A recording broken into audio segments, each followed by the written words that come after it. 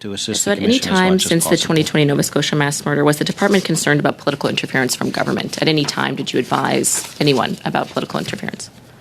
No, as I said in my opening remarks, we were not involved, or nobody sought legal advice on this April 28th meeting with respect to the disclosure of firearms information. Thank you. And have you provided, so you have not provided any legal advice to the Prime Minister's office, the Public Safety Minister's office, or any other ministerial office concerning the mass casualty? Well, we've provided lots of advice to the government, but I think the allegations are with respect to the firearms information at this April 28th press conference and the subsequent meeting with the Commissioner. So we have not provided advice? any advice with respect to those. Justice Canada spokesperson Ian McLeod said that the final 4 pages of Chief Superintendent Campbell's notes were withheld until the end of May of this year because they, quote, required further assessment of what they were privileged. You're very aware of this. What aspect of their content merited that further assessment that took that additional 3 months to release Mr. Campbell's notes? Again, you'll remember it's those 4 key pages that have really initiated this entire investigation. Yeah. And I've said earlier, those 4 pages were caught up in another group of 35. There were 35 pages altogether that we'd flagged. We flagged things for further review. Some things are legal advice. That's easy to spot. Some things may be cabinet confidence. Some may be public interest privilege.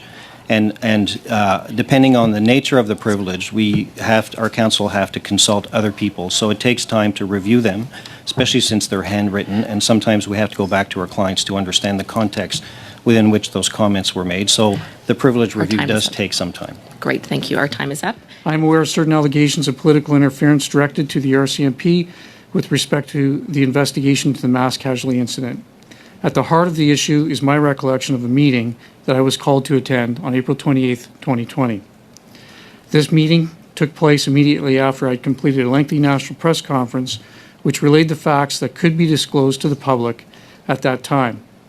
To that point, I had provided more than 2 hours and 15 minutes of live national news conferences about what the police knew and what we could share with the media and with the public. The meeting had been called by the Commissioner of the RCMP and was attended by representatives from the RCMP in Ottawa as well as Nova Scotia. Prior to that meeting, I did not specifically know why the meeting had been called.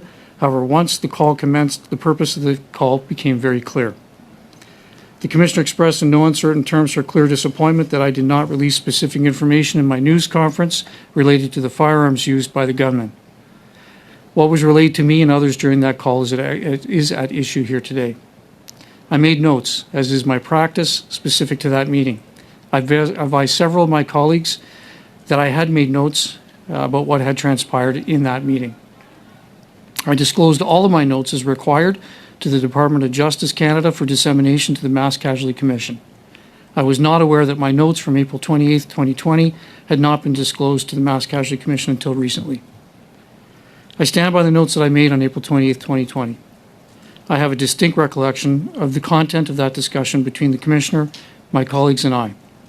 In my view, the purpose of the call was to allow the Commissioner to express her disappointment with the fact that I did not relay specific or detailed information about the firearms used by Gabriel Wortman. On several occasions during that call, the Commissioner stated that she felt disrespected, that she was sad and disappointed with the fact that I had not released the information about the firearms used, and that she had been advised that I would release that information. The Commissioner also said that she had promised the Minister and the Prime Minister's office that information about the firearms would be included in the press briefing. As detailed in my notes, I attempted to explain to the Commissioner that I could not and would not release that information at that time, as a premature release could have a negative impact on the investigation. It was at that time the Commissioner told my colleagues and I that we didn't understand, that this was tied to pending legislation that would make officers and the public safer. I left that meeting feeling deflated, and to borrow the Commissioner's words, sad and disappointed. My position was firm that I would continue to protect the integrity of the investigation by not releasing any information that could have a negative impact on ongoing investigative efforts.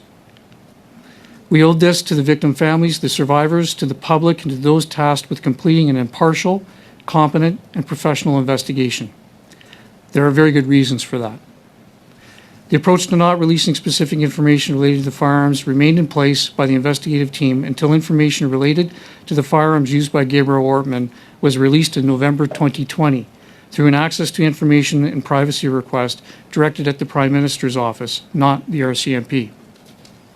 Within the disclosure of that information via ATIP was specific information related to the firearms used by Gabriel Wortman in the commission of the offences. The release of the unedited information would eventually have a negative impact on individuals and could have harmed the ongoing multi-agency investigation. So in summary, it was never my intention to enter into a political or public disagreement or discussion as to what took place in that meeting, nor was my response to the meeting based on any personal issues with the Commissioner or indeed any other individuals, nor was it based on politics. At the heart of the issue was a matter of principle and sound investigative best practices related to protecting the ongoing investigation, which at the time was in its early stages. The principle was the oath that I swore to uphold as a young recruit over 3 decades ago. I could not and would not break that oath, which is sworn by all members of the RCMP. Chair, this concludes my opening remarks, and I wish to thank you and the committee for the opportunity to speak with you today. I welcome any questions that committee members may have on the issue. And I'm looking at an email dated April 23rd sent by Commissioner Leckie to Chris Leather, Lee Bergerman, and Brian Brennan, which the Commissioner said in her email that the Government of Canada and the Minister of Public Safety were anxiously awaiting the information about the weapons involved in the mass murder. Were you aware that the Government and the Public Safety Minister were anxiously awaiting this information? At that time, Chair, I wasn't aware that the government was anxiously awaiting. I wasn't part of that email chain. However, I was aware of the fact that the Commissioner's office was really looking for some detailed information specific to the firearms. Thank you. And you had mentioned in your opening remarks that you believed releasing the information was, quote, premature to release and would have had a negative impact on the investigation, correct? Yes, that is correct, At this Chair. point in the investigation, this was only a few days after the incident had happened in Nova Scotia. Not only, Chair, was it only a few days after the incident had happened, but there were several other agencies, including the Canada Border Services Agency, as well as the FBI and the ATF, who are conducting parallel investigations to our investigation as well. So it would have had a negative impact, definitely. Thank you. Thank you very much. On the same day that Commissioner Leckie mentioned in an email that was April 23rd that the government and the public safety minister were anxiously awaiting this information, there was consultations with the Serious Incident Response Team, which you know is essentially an oversight body for the Nova Scotia RCMP, had advised Lee Bergerman, which she said in an email to Chris Leather, Brian Brennan, and Commissioner Leckie that, quote, we have permission to release the information about weapons internally. Were you aware of this email in which Commissioner Leckie was advised the information should only be released internally? I wasn't aware of that specific email, Chair. However, I was aware of the CERT investigation and the sensitivities in and around what they would wish to protect related to the firearms. I had awareness of that. Mm-hmm. So Ms. Bergerman was advising Commissioner Leckie that this was to be released internally, and then within half an hour, the Commissioner released that information outside of the RCMP. She sent it to the Minister of Public Safety and also the National Security Advisor to the Prime Minister. Were you aware of that? I'm now aware of that, Chair. However, at that time, I wasn't aware that it was released outside of the RCMP. Do you believe it was appropriate for the Commissioner to release this information at that time to the Minister of Public Safety? I don't believe that it was appropriate at that time. However, I do expect that there would be conversations. But from my understanding, the direction was fairly clear that it could not be shared outside of the RCMP. Thank you.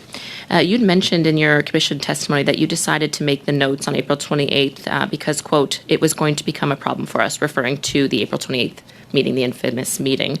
What specifically seemed inappropriate about the Commissioner's remarks or conduct that sort of sent off these sort of alarm bells in your mind? Well, Chair, as I mentioned, there were investigative objectives, which included the investigation of any other individuals who may have assisted Gabriel Wortman in any way. The release of that information would have a negative impact on the ongoing investigation outside of the investigation into Gabriel Wortman's activities. You had wrote with your notes, as we know, that the Commissioner said she had promised the Minister of Public Safety and the Prime Minister's office that this information would be released. Did she say promise?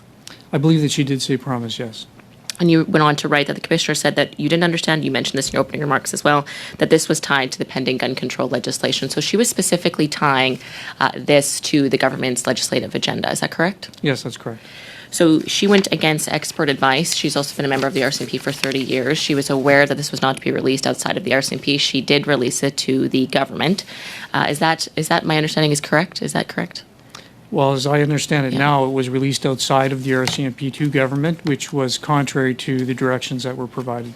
And specifically, it was related to the pending gun control agenda of the government. Is what Chair, she said in the I meeting. can't speak to that because I was never Right. part of any of those conversations between government and the Commissioner's office. But in the April 28th meeting, she related those two. She tied them together. That is correct. And she made that very clear. It was clear to me. She made when the commissioner attended the committee a few weeks ago, she made it seem that meeting was not so much about specifically this issue. It was just generally about an unhappiness of communication with the Nova Scotia RCMP. How much of this meeting was about this gun control legislation and releasing the weapons information versus other things? Chair, if you refer to my notes, they also explain that I left the meeting at one point in time. I would say I was probably in that meeting for around a 20-minute period of time.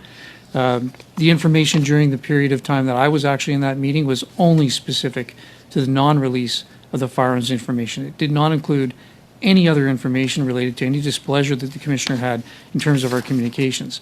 In fact, I would even say that I have emails from the Commissioner recognizing the efforts that I had specifically made on April 24th, where she references the Minister of Public Safety wanting to express his thanks for the information that I had provided to the public. Would you be willing to table those for the committee and provide those emails to the committee? Yes, I will.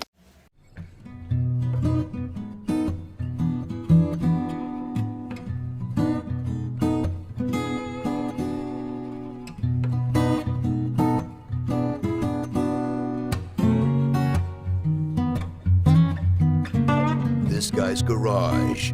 Like and subscribe.